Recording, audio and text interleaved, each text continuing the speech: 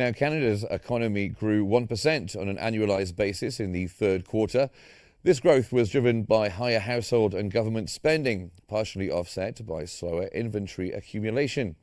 According to a flash estimate from Statistics Canada, September's GDP increased by 0.1% below expectations, with a similar 0.1% rise anticipated for October.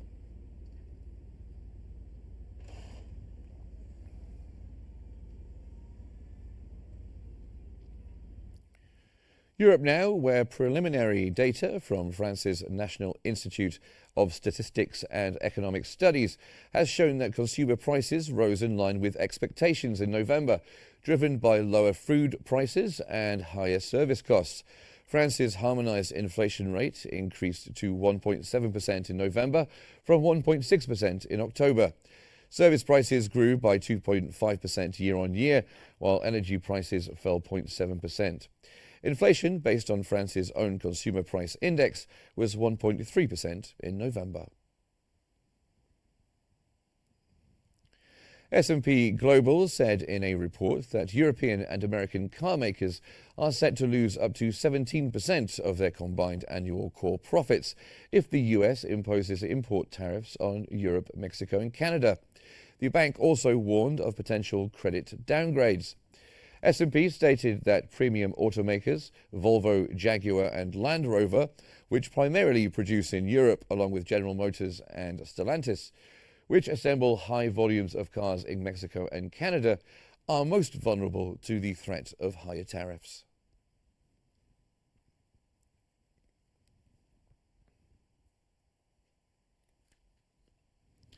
US President Joe Biden has expressed hope that President-elect Donald Trump would reconsider his plan to impose tariffs on Mexico and Canada. I hope he rethinks it. I think it's a counterproductive thing to do. You know, look, one of the things you've heard me say before that we have an unusual situation in America. We're surrounded by the Pacific Ocean, the Atlantic Ocean, and two allies, Mexico and Canada.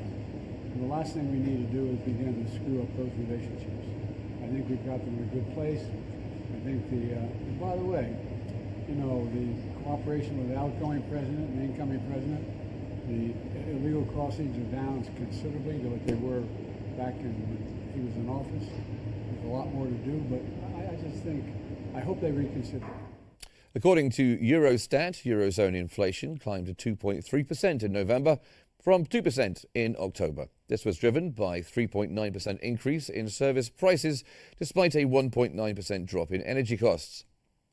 The European Central Bank is still expected to cut interest rates amid weak growth concerns and potential US tariffs under the incoming Trump administration.